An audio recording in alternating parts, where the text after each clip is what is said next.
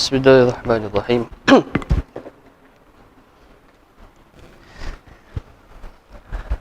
InsyaAllah sebelum kita mulakan majlis kita pada subuh yang berbahagia ini, InsyaAllah sama-samalah kita panjatkan istighfar, zikir istighfar pada Allah SWT. Mudah-mudahan kita diampuni semuanya insyaAllah. Astaghfirullahalazim. Astaghfirullahalazim. Astaghfirullahalazim. Astaghfirullahalazim. Astaghfirullahalazim. Astaghfirullahalazim. Astaghfirullahalazim. أستغفر الله العظيم ولوالدي ولأصحاب الحقوق واجبات علينا ولمشاهدنا ولجميع المسلمين والمسلمات والمؤمنين والمؤمنات بجهد الفاتحة. أعوذ بالله من الشيطان الرجيم. بسم الله الرحمن الرحيم.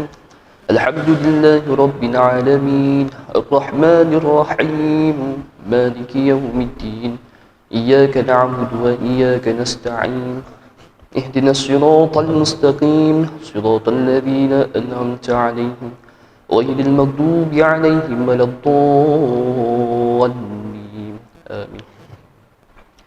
بسم الله الرحمن الرحيم. الحمد لله رب العالمين والصلاة والسلام على رسوله الكريم وعلى آله وصحبه ومن دعا بدعوته إلى يوم الدين. أما بعد.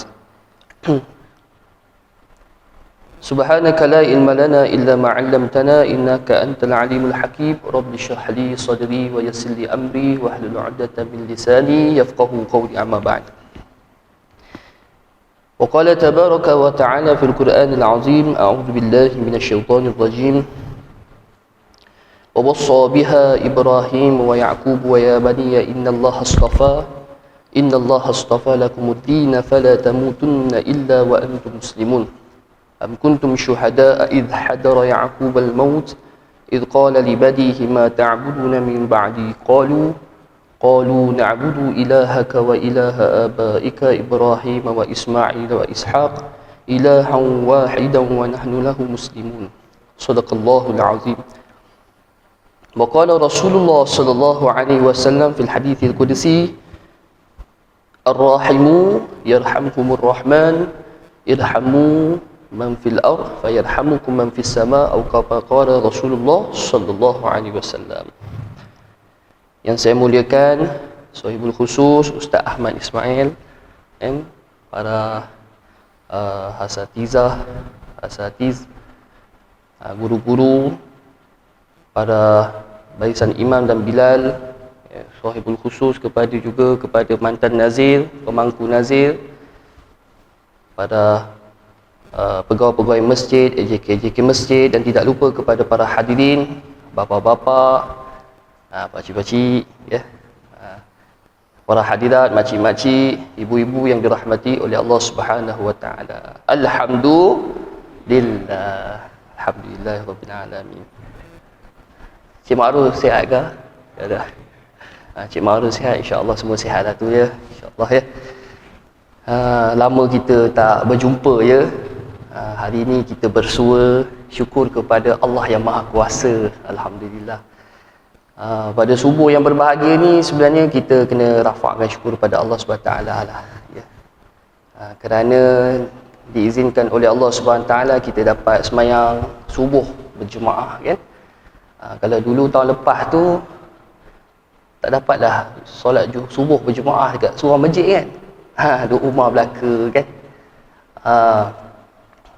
Yang paling hebat tu siapa-siapa di kalangan kita, siapa-siapa di kalangan kita yang tak pernah jadi imam solat tarawih ni lah. Tarawih, kalau tarawih khusus tarawih bulan Ramadan ni, tahun lepas tu kita dapat semayang tarawih jadi imam pula tu. Hebatlah.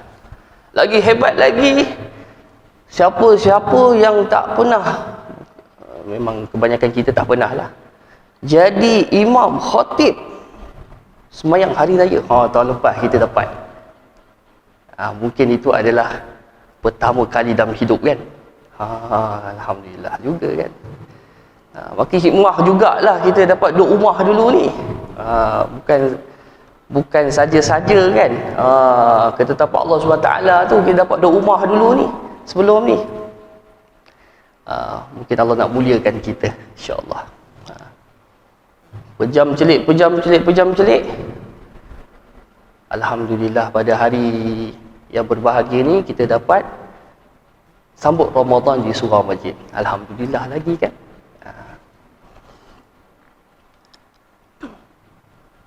Tapi itulah kan, kita tak adalah macam sebelum ni kan, semayang macam sebelum ni kan, kita kena patuh SOP kan. Kita rakyat marhain, rakyat marhain. Kita akur je lah apa yang keputusan Ra'isul Jumhuriyah, pemimpin kita bagi tahu kan. Selagi tak langgar pada perintah Allah SWT, kita taat sajalah kan. Suruh pakai mask pergi masjid semayang berjemaah pakai mask, kita pun pakai mask lah. Jangan nak mentang pula kan, begitu. Semayang jarak-jarak, disuruh mereka kita semayang jarak-jarak lah kan. Apa lagi, ambil wudu dekat rumah kan, sebelum datang masjid ambil wudu lah kat rumah kan. Kita taat je lah apa yang kebaikan tu ya, insya-Allah. Mudah-mudahan dirahmati, diberkati insya-Allah. Dan pejam celik tuan-tuan, Ramadan kita ni dah berlalu dah pada fasa yang ketiga tuan-tuan. Ni ingatkan balik ke kita sama kan? Kita ingatkan sama, kita ni dah masuk fasa ketiga bulan Ramadan pada tahun ini 2021. Nabi bagi tahu puasa pertama tu rahmat kan. Rahmat Allah SWT kat kita ni. Siapa berpuasa menghidupkan malam dengan penuh ihtisab, maka ghufira lahu ma taqaddama min dhanbi, akan diampunkan dosa-dosanya. Dah berlalu dah kan. Mana yang belum diingatkan kembali. Baik. Fasa kedua pun kita dah lepas. 10 malam yang kedua ni kan pun dah lepas dah juga. Nabi bagi tahu diampunkan dosa-dosa. Siapa yang puasa hidupkan malam pada 10 malam yang kedua pada bulan Ramadan ni, maka akan diampunkan dosa-dosanya. Dan alhamdulillah insya-Allah sepanjang umur kita dapat duduk di fasa yang ketiga. Fasa ketiga ni lah. Mula malam besok. Hari ni 19, betul ke? 19 Ramadan kan? Mula besok, malam besok dah boleh buat qiyamul-lail. Betul ya? Qiyamul-lail. Kat masjid rumah saya tu malam besok saya bertugas sebagai imam qiyamul-lail. Kena bangun pukul 4:30 pagi. Gitu kan? Kat sini pun begitu jugalah rasanya. 10 malam terakhir. Kalau kita tengok daripada zahir lah, kita tengok daripada pandangan zahir kita ni, pejam celik macam singkat betul lah masa ni kan. Kita tengok dah 10 malam terakhir dah, macam tak rasa je kan. Betul tak? Macam tak rasa je.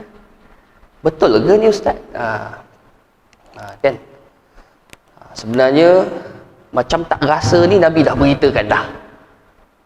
Nabi dah beritakan 1400 tahun dulu dah akan jadi kepada umat akhir zaman, yang keadaan mereka ini yataqarrab zaman. Zaman dia rasa masa ni pendek macam pendek saja. Kan? Nabi bagi tahu la taqumus saah. Tidak akan jadinya kiamat. Kan? Satu ketika sebelum datangnya kiamat, yataqarrab zaman, masa ni jadi pendek. Wa taqumus sa'atu kal syahr. Dia merasukan setahun macam sebulan. Wa taqumus wa yaqumunus syahru kal jum'ati. rasa sebulan macam seminggu. Rasa macam seminggu, macam sekejap je, dah seminggu dah. Padahal dah masuk bulan ke bulan ni. Kejap lagi lepas raya kita akan masuk ke Zulhijjah pula. Kita rasa macam ya ke? Dah masuk raya haji dah. Nak kena keluar duit lagi ni. Kan? Bulan puasa keluar duit nak raya. Kan? Dah beli baju raya belaka. Kalau sekarang ni nak beli baju raya sekarang ni, elok Shopee tuan-tuan. Pergi shopping dekat Shopee application Shopee. Mudah. Kalau pergi beratur dekat bazar tu kan, malam hari ke, tu panjang tu tuan-tuan. Nak kena beratur lagi, sesak lagi kan.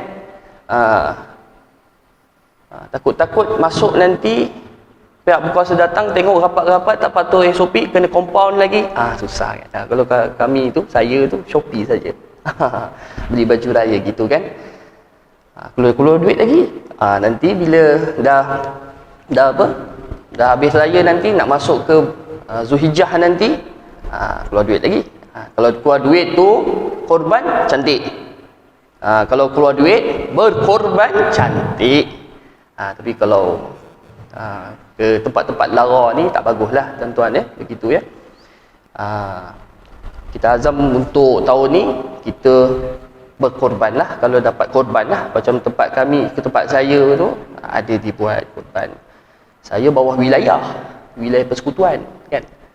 SOP dia punya garis panduan dia tu semua daripada wilayah lah kan. Begitu.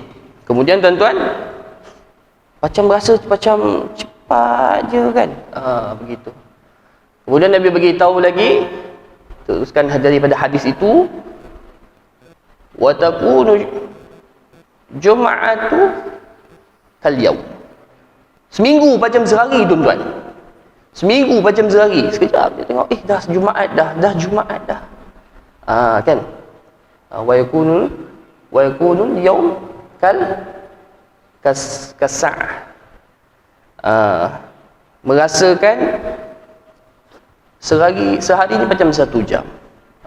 Kemudian Nabi beritahu sejam seperti kal biddabatin nar kan. Seperti percikan api. Sekejap saja.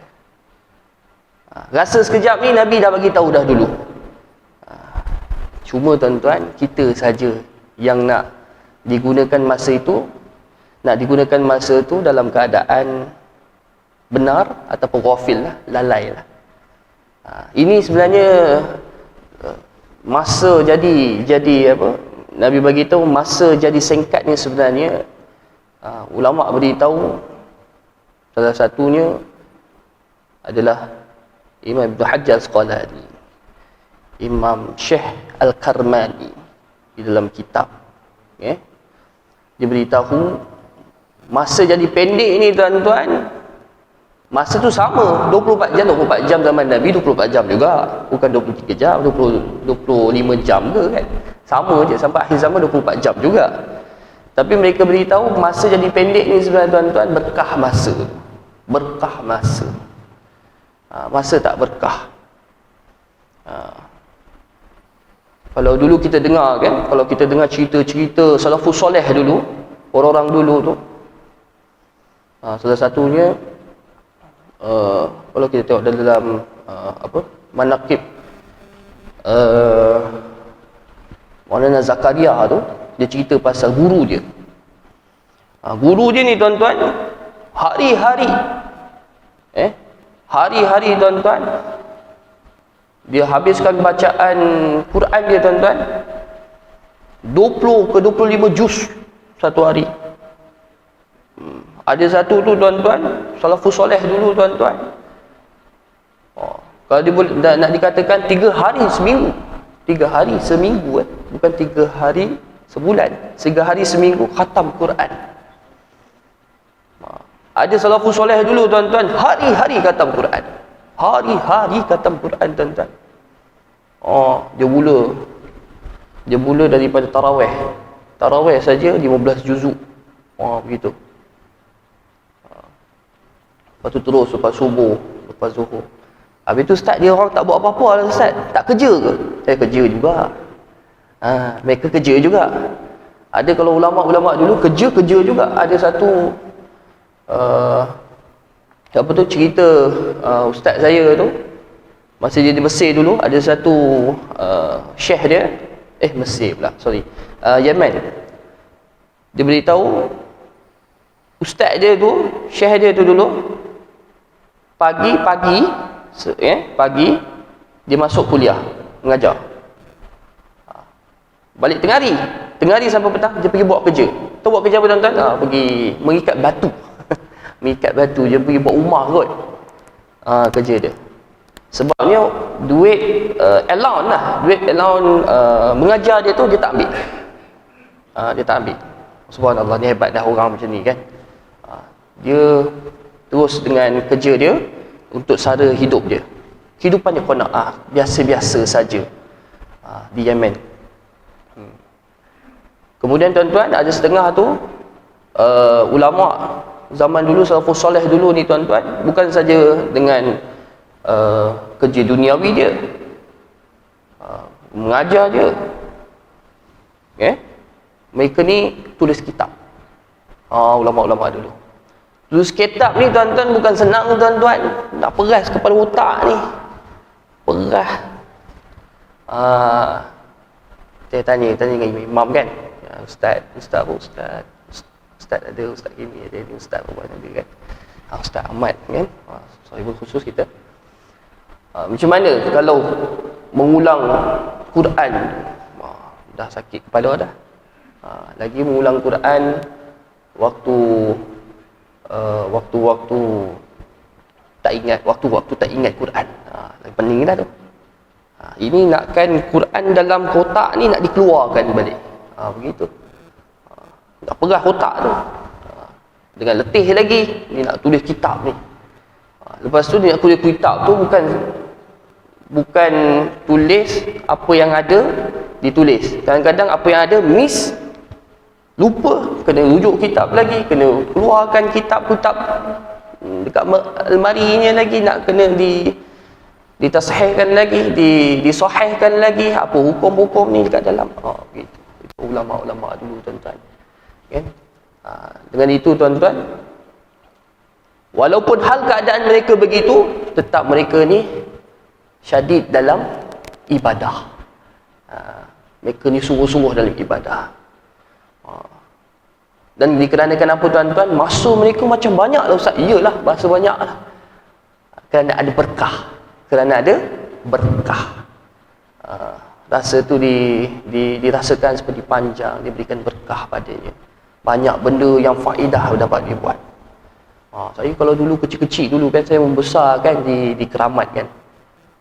Dulu kecil-kecil tu pergilah masjid kan, masjid surau kan. Adalah orang tua-tua. Kalau dulu masih kecil-kecil tu, kalau bulan Ramadan, lagi bulan Ramadan, ada kat tepi-tepi tu kan, di anjung-anjung surau masjid kan, lepas semayang saja nampak orang tua-tua duduk baca Quran, anak pulun khatam kan, khatam Quran, duduk tepi-tepi baca Quran. Subhanallah. Lepas tu tadarus tu tuan-tuan, kalau tadarus tu dulu kecil-kecil lah, zaman saya kecil-kecil dulu, kalau tadarus tu pagi, petang, siang, malam. Lepas zuhur ada lagi tadarus, lepas subuh ada tadarus. Ni bulan Ramadan khusus ni lah. Lepas zuhur ada lagi ke tadarus, lepas asar pun ada tadarus, lepas maghrib taklah kuat kan, buka kan, persiapan tarawih, lepas tarawih tadarus lagi. Tengok nuzul Quran, banyak dah habis Quran, banyak dah habis khatam Quran, nuzul Quran 17 Ramadan kan. Kita contohlah, kalau kita sekarang ni kan tak tahulah kan, kalau dapat alhamdulillah kan, kalau tak dapat pertikatkan lagi insya-Allah kan. Berkah masa, banyak masa yang diisi dalam amal ibadah. Itulah keadaan masa saya kecil tu nampak. Tapi kalau sekarang ni ada juga dekat tepi-tepi kan, orang duduk lepak-lepak kan dekat surau ke masjid. Kalau tempat saya tu ada, sebab public, tempat saya tu dia public kan, dia dia terbuka kan, macam sini lah, tepi jalan kan, orang datang singgah semayang lah. Ada juga tepi-tepi tu kan, kalau malam tu lepas lepas tarawih tu ada juga orang lepak-lepak tu, muka bercahaya je tuan-tuan. Muka bercahaya, tengok cahaya je kan, 2-3 orang duduk tepi-tepi tu. Muka cahaya sebab pantulan cahaya handphone. Kan? Maka disebabkan tu tuan-tuan, kita berlalunya masa dalam hal keadaan kita ghafil. Tak naklah begitulah ya, insya-Allah tuan-tuan ya. Maka Nabi bagi tahu 1400 tahun dulu benarlah tu. Benarlah. Masa ni jadi pendek. Berkah masa diangkat. Dulu kita boleh khatam, kalau dulu saya tu usahakan, sebab ustaz bagi tahu kalau Quran tu lah 5 juzuk sehari baca. Kalau tak boleh 3 juzuk. Dan memang kalau tahfiz tu, memang tahfiz, kalau tanya ustaz imam-imam kita pun sama juga. Kalau tahfiz tu, itu yang kami lah belajar di madrasah tu. Kalau dah tahfiz Quran, kena baca 5 juzuk sehari. Kalau tak, minimum 3 juzuk. Bawah daripada tu, ghafil je kau. Lalai, kata ustaz saya lah kan. Tapi sekarang ni macam mana? Nak dapat 1 juzuk tu macam mana tu? Sedih tuan-tuan. Pergi tang mana, tang sini, tang mana, tak dapat kadang-kadang kan. Yang sayangnya tu yang tak dapat baca Quran terus tu. Kan, yang tak dapat baca Quran tu, yang tak dapat baca Quran terus, tak buka pun lembaran Quran. Ya. Maka syukurlah mereka-mereka yang dapat baca Quran. Syukur mereka-mereka yang dapat baca Quran. Sebab nikmat baca Quran ni besar tuan-tuan. Nikmat baca Quran sangat besar. Orang yang tahu nikmat ni orang yang tak pandai baca Quran. Dia tengok Quran, dia nak baca tak boleh. Macam kita, kalau macam kita, kitab Arab tu dia macam kitab Jawi. Dia punya abjad Arab tu, huruf-huruf Arab tu ialah Arab lah kan. Baca huruf Jawi. Nak baca tak boleh. Tengok, tak boleh lah. Baca, nak tengok, dia nak baca, nak cuba. Faham tak? Faham kita tak kira lagi lah kan. Nak baca pun tak boleh, faham apa lagi. Nak tengok baca Arab tu. Tak boleh baca lah. Kan? Cuba tuan-tuan. Pergi ke rumah, kalau ada kitab Arab, buka kitab kuning tu, tengok, baca. Tak boleh baca. Tengok lagi, cuba baca. Tak boleh baca. Jawi boleh baca, Arab tak boleh baca. Mana tak boleh baca, tak ada baris. Baca kitab Arab tu. Cuba tuan-tuan rasa tu. Mungkin rasa tu juga terjadi kepada mereka yang tak boleh baca Quran. Saya ada dulu tuan-tuan masa belajar masa tahfiz kat Terengganu dulu, ada satu pakcik tu. Umur dia 70 tahun. Hari-hari saya akan nampak setiap waktu solat dia tu Bilal. Bilal yang tak dilantik lah, cuma diminta untuk bantu-bantu saja. Setiap waktu dia akan datang masjid untuk azan. Kemudian bila sampai, setiap waktu saya tengok dia akan ambil Quran, dia akan tengok, dia akan cium, dia akan peluk Quran. Saya panggil Pak Wang Terengganu. Bila saya tanya, Pak Wang tak nampak sebelum ni, nampak Pak Wang ambil Quran tapi tak nampak baca. Dia menangis tuan-tuan. Hafiz, Pak Wang tak boleh baca Quran. Dia menangis tuan-tuan. Orang tua 70 tahun nangis tuan-tuan. Buruk tuan-tuan kan. Tapi itulah hal keadaannya. Dia tak dapat baca Quran. Maka dengan kita azam tuan-tuan, dengan Ramadan kali ni tuan-tuan, kita pertingkatkan amal ibadah kita. Yang mana boleh baca Quran, target kan. Kalau boleh 1 kali khatam sebulan Ramadan ni. Ini masuk ke fasa yang terakhir, 10 malam terakhir ni tuan-tuan, lagi cantik kalau pulun. Datang awal masjid, kalau boleh. Datang awal masjid, dapat baca Quran. Kalau boleh lah, datang awal, boleh ke? Tanya dengan AJK dulu kan. Tempat saya tu open, boleh saja. Dia ke wilayah kan. Dia lain sikit dengan Selangor. Datang baca Quran, mantapkan insya-Allah. Ya tuan-tuan masa yang Nabi beritakan ya taqarrabaz zaman, masa jadi pendek ni, berkah masa diangkat ni tuan-tuan. Kita dah tahu dah ni soalan ni dan tahu dah jawapan ni, maka kita dapat perilaku pada hal keadaan sekarang ni tuan-tuan dengan dipenuhi masa kita dengan amal ibadah insya-Allah ya. Untuk siapa tuan-tuan? Untuk kita. Untuk kita pada kehidupan selepas mati.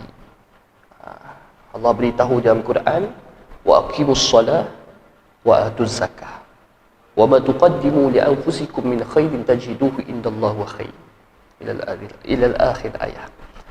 Nabi bagi tahu dirikan semayang. Dirikan semayang. Keluarkan zakat. Wa ma tuqaddimu li anfusikum min khairin tajiduhu indallah. Kena tahu ni bahawa yang amal kebaikan kamu buat ni bukan untuk orang lain, untuk diri kamu sendiri. Untuk kebaikan untuk kamu sendiri. Untuk kebaikan diri kamu sendiri. Sebabnya tuan-tuan, nanti bila mati nanti, benda ni semua akan selamatkan kita. Selamatkan kita. Macam itulah kan. Alhamdulillah. Sebab ni kehidupan selepas mati tak ada orang nak bantu kita.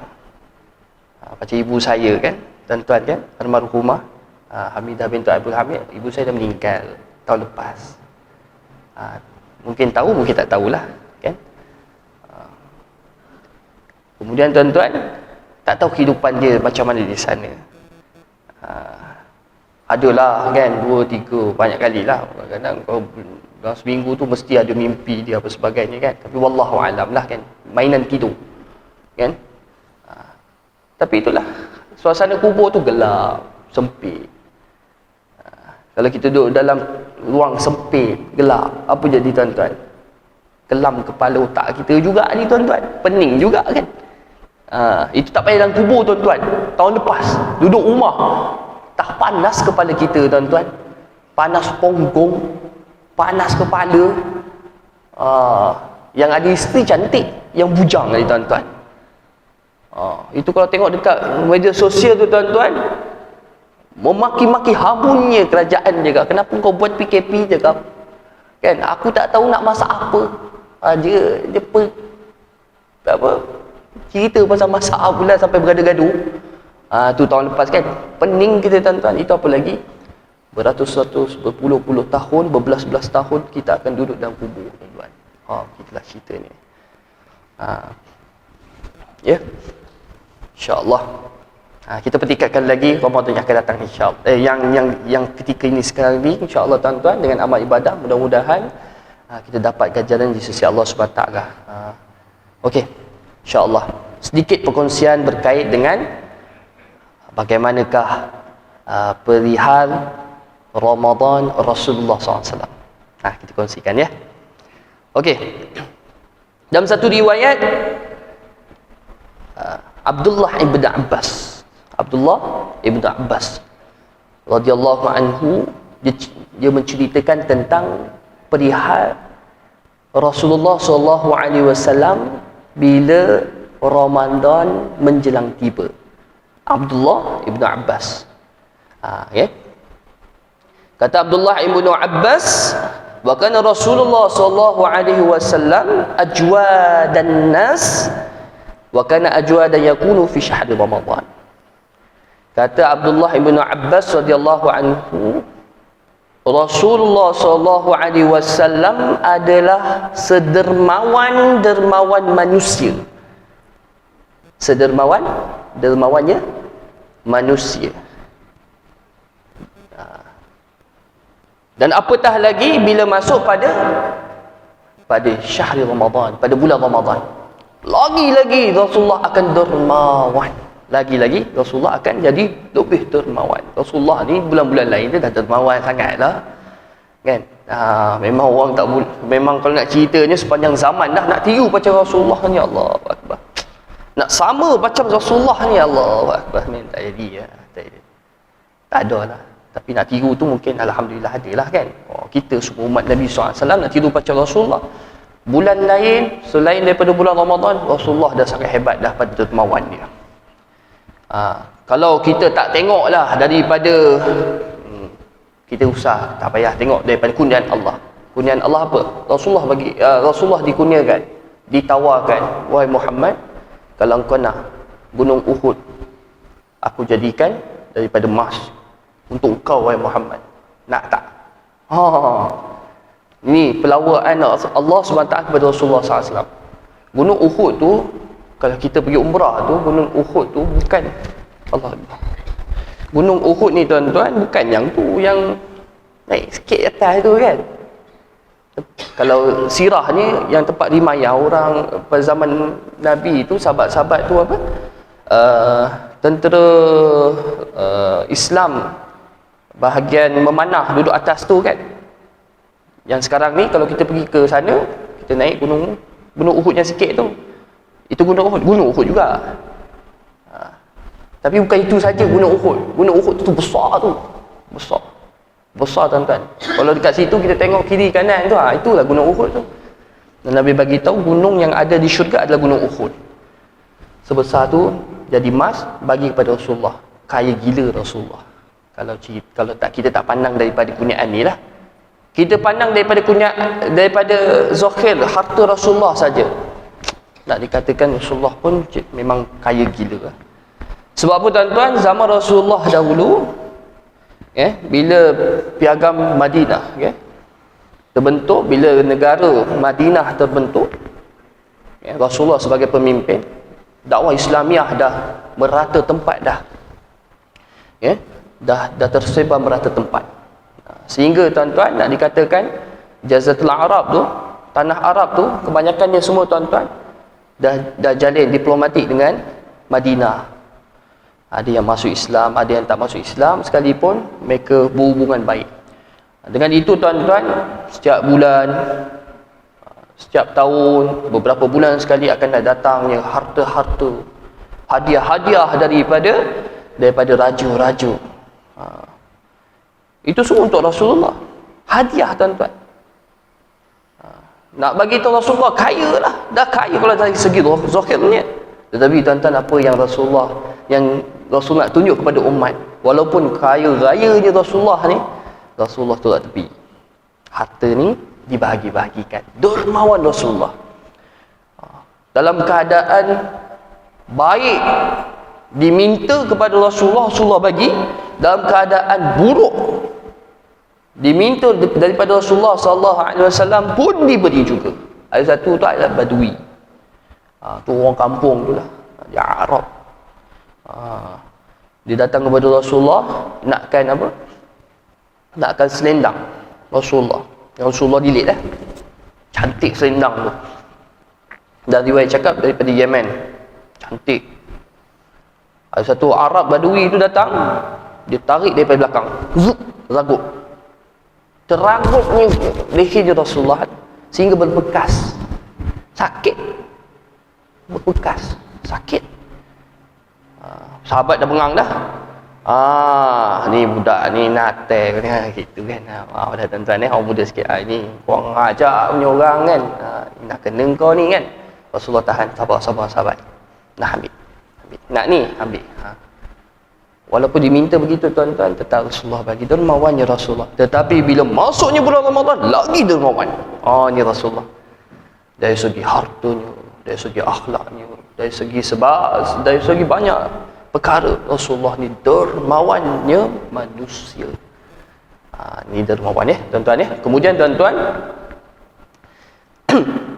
hina yalqa Jibril alaihi salam ila Nabi sallallahu alaihi wasallam. Wa kana fi kulli lailatin yaumi Ramadan. Yaum Ramadan. Dan Rasulullah ini pada bulan Ramadan sering didatangi oleh Jibril alaihissalam. Sehingga seringnya didatangi oleh Jibril alaihissalam. Diceritakan oleh Abdullah bin Abbas, sehingga setiap malam pada bulan Ramadan akan didatangi oleh Jibril alaihissalam.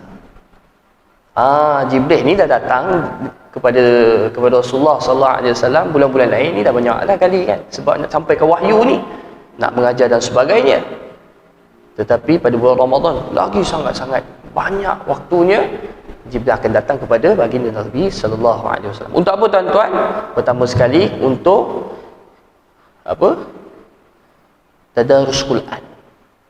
Tadarus Quran. Nabi baca, Jibril dengar. Apa? Jibril baca, Nabi dengar, semak. Berulang khatam Quran. Begitu tuan-tuan. Dengan itu ulama simpulkan tuan-tuan, salah satu sunat yang terbesar, sunnah juga Nabi SAW yang terbesar pada bulan Ramadan ini adalah tadarus Quran. Tadarus Quran. Tadarus ni, kalau tadarosa ya tadarasu tadarusan. Mutadarosan tu dari perkataan darosa, betul tak daripada darosa tu yang bermaksud belajar. Kalau masuk sirat tafa'ala tu saling belajar, betul tak saling belajar. Yang tak apa-apa lancar Quran, pergi dengan orang yang lancar Quran, bergu sama-sama membaca Quran, ni semak, tu dengar, tu semak, ni dengar, alhamdulillah dapat belajar.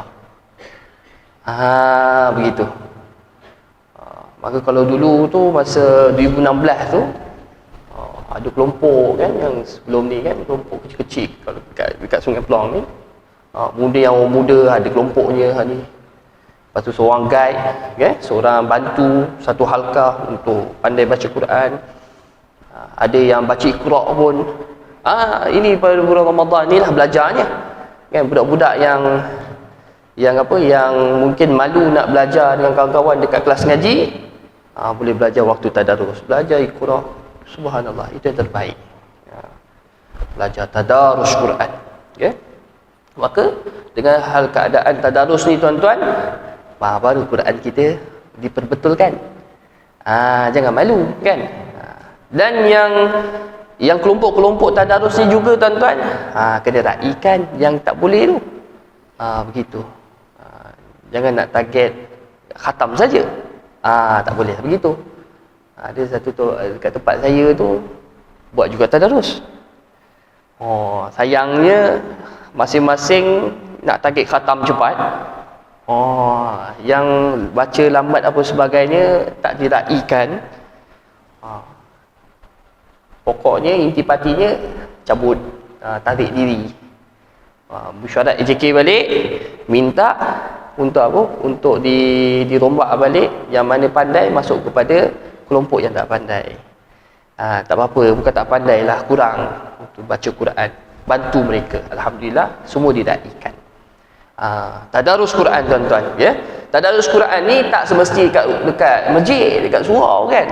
Kat rumah pun boleh tadarus Quran. Kalau yang ketua-ketua keluarga ni tuan-tuan,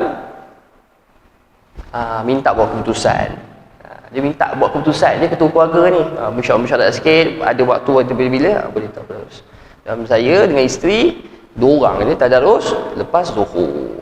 Bolehlah kan, dapat 2-3 lembar tu, alhamdulillah. Macam tu tadarus Quran. Maka Jibril baca, Nabi semak, Nabi baca, Jibril semak sehingga khatam Quran. Dan kata ceritanya Abdullah bin Abbas radhiyallahu anhu, perihal Rasulullah pada bulan Ramadan, Rasulullah ini adalah wa kana Rasulullah sallallahu alaihi wasallam ajwadal bil khair min adhihi mursalati. Rasulullah adalah satu insan yang sangat-sangat dermawan dari segi kebaikan. Min adhihi mursalati, seperti angin yang berhembus. Seperti angin yang berhembus. Macam mana angin berhembus tuan-tuan?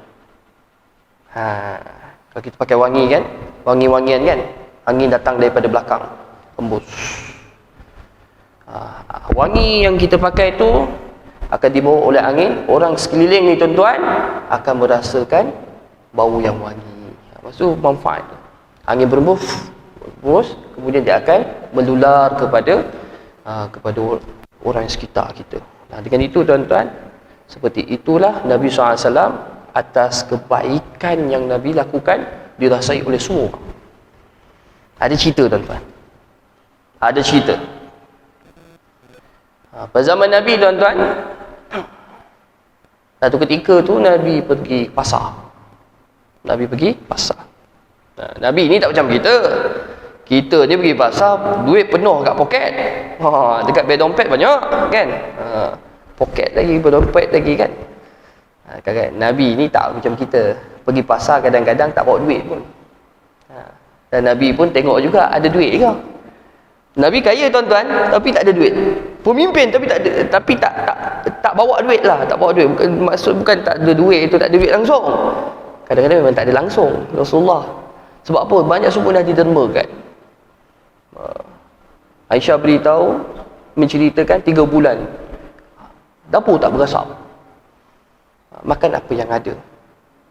Nabi SAW bila ditawarkan gunung Uhud jadi emas, Rasulullah beritahu kepada Allah SWT, cukup saya jadi hamba yang bersyukur. Satu hari kalau ada makanan saya syukur, besoknya tak ada makanan saya bersabar, saya puasa. Itu sunat tuan-tuan. Itu sunat puasa sunat. Bukan sunat, puasa sunat. Bagi puasa sunat, dia boleh kalau dalam hukum fikih ni lah, boleh berniat setelah fajar. Ini puasa sunat. Contohnya tidur malam tak niat, ini puasa sunat tuan-tuan. Khas puasa sunat, malam tidur, bangunnya alamak terlajak.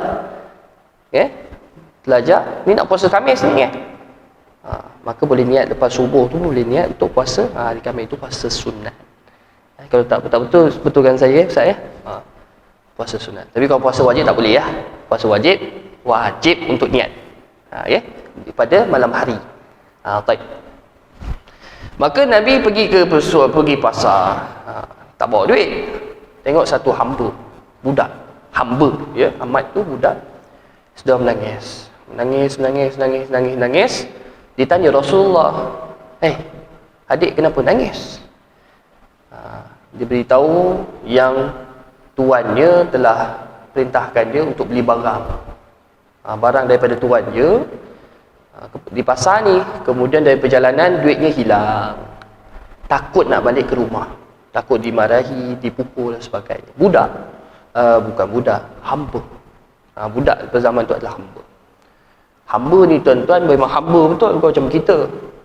Kita waktu sekarang ni tak ada hamba dah. Dulu adalah kontroversi lah, ada isu dulu.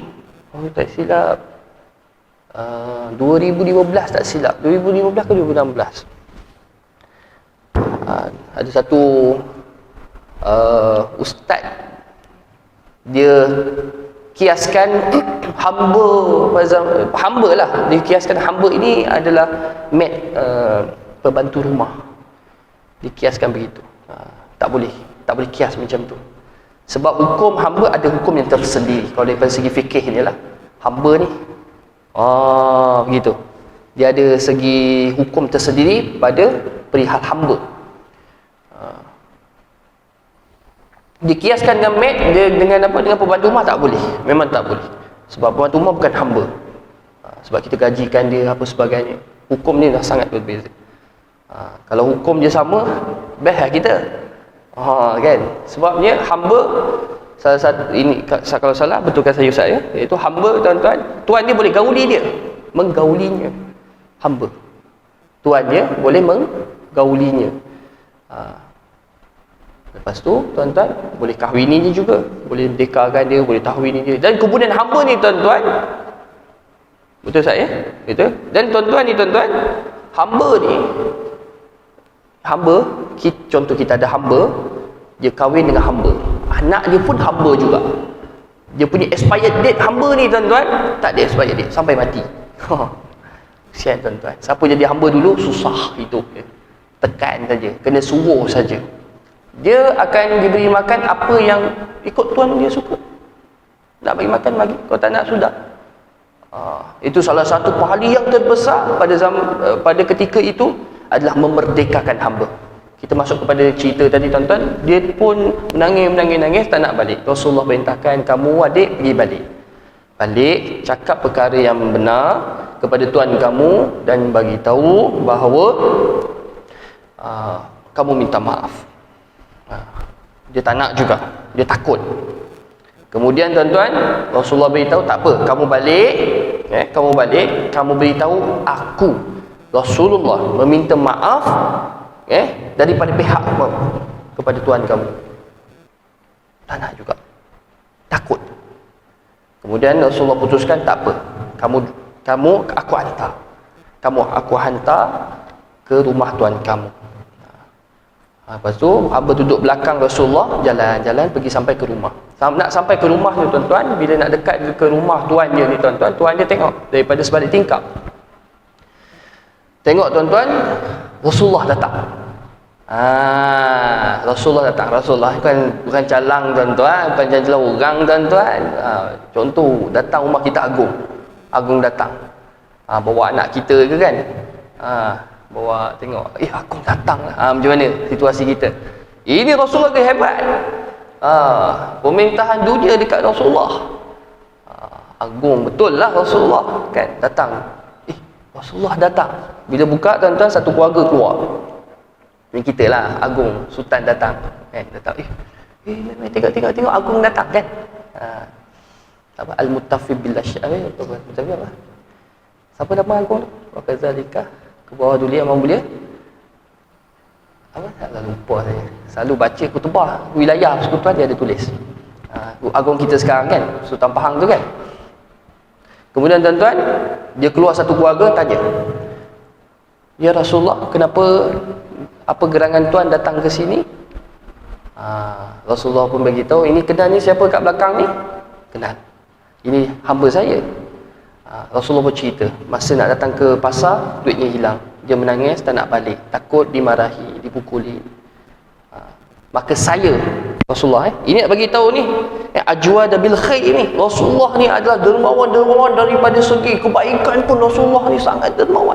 Minarlihi musati, seperti angin yang berhembus. Kebaikan Rasulullah dirasai oleh semua orang, semua makhluk. Dia beritahu, saya Rasulullah sebagai wakil bagi si budak ni, hamba ini, minta maaf pada tuan dikarenakan kekhilafan dia. Saya di Rasulullah jadi bagi apa? Bagi pihak si budak ni meminta maaf atas kekhilafan dia. Tuan-tuan, tengok satu pemimpin yang penuh tawadu. Apa yang kata tuan rumah tu tuan-tuan, serentak dia beritahu, wahai Rasulullah, saya dan keluarga memaafkan si hamba ini, dan bukan saja memaafkannya, bahkan pada saat dan ketika ini saya memerdekakannya. Tuan-tuan, saya memerdekakannya. Ni budak ni tuan-tuan, menangis, dia punya modal dia menangis kat pasar tuan-tuan. Takdir dia lah tuan-tuan, nangis kat pasar, dapat merdeka tuan-tuan. Bila dia merdeka, subhanallah, hidupan dia berubah lah, seperti orang biasa. Dia kahwin tuan-tuan, ada anak dia tak jadi hamba dah. Dia dah tak jadi hamba, boleh kahwin dengan orang yang bukan hamba. Dia boleh kahwin dengan bukan hamba, dapat anak pun bukan hamba dah. Hidupan dia seperti orang biasa.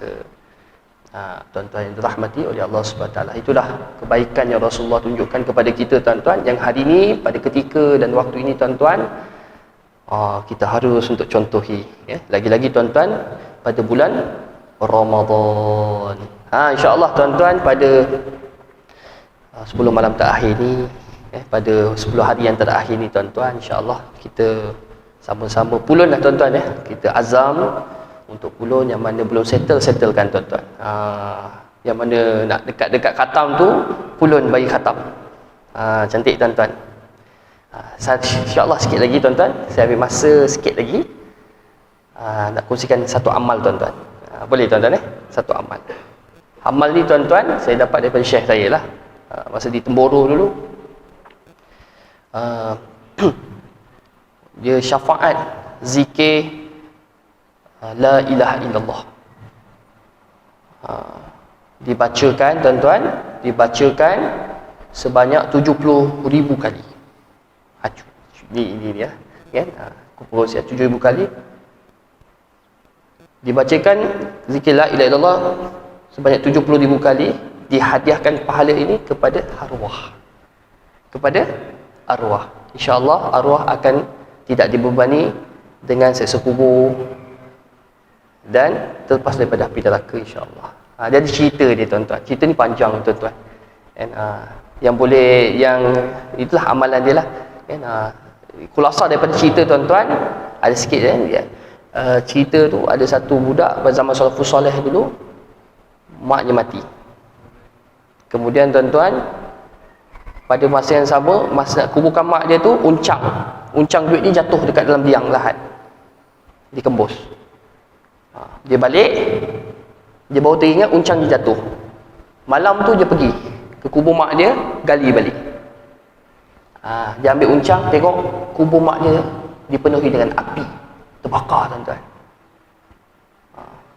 Dipenuhi dengan api, dia dikembus balik. Kemudian dia mimpi, malam tu dia tidur, dia mimpi mak dia diseksa. Kemudian datangnya seorang yang mengajarkan dia zikir la ilaha illallah 70,000 kali. Kemudian dia amalkan, dan besoknya Allah berikan Allah berikan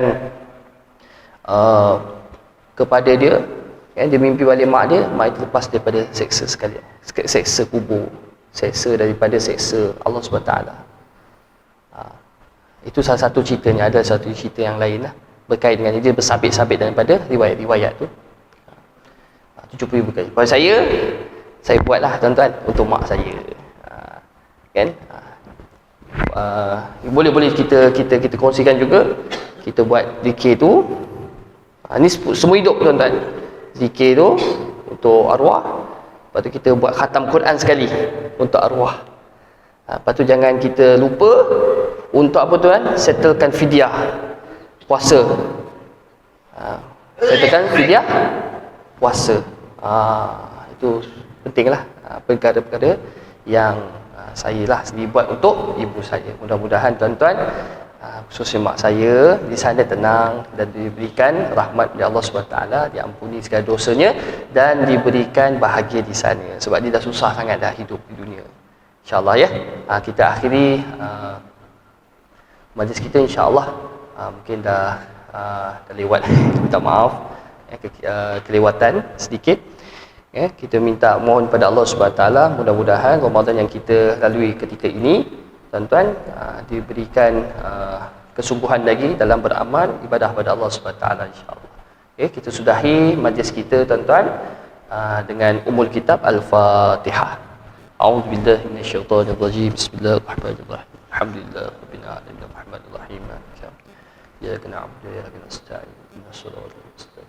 Siratal ladzina an'amta 'alaihim ghairil maghdubi 'alaihim waladdallin. Assalamualaikum warahmatullahi taala wabarakatuh.